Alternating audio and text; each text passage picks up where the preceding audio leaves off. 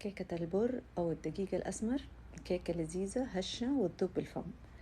أول شي الصينية حقتي لازم أدهنها طحينة وسمسم عشان الكيكة ما تلصق معايا.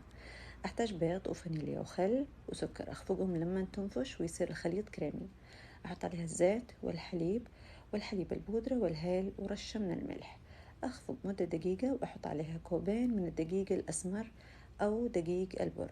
أحط عليها البيكنج باودر وبعدين أخلطها خلط يدوي وأحطها مباشرة على الصينية. حتروح على فرن حرارته 160 درجة مدة 45 دقيقة أو ساعة لما تستوي.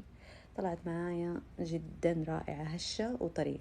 عملت معها صوص حلو كده عبارة عن طحينة ودبس تمر، حطيت عليها موية عشان تصير سايلة معايا وقدمتها معاها.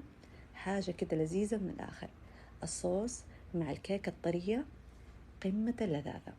جربوها وقولوا لي رأيكم وبالعافية.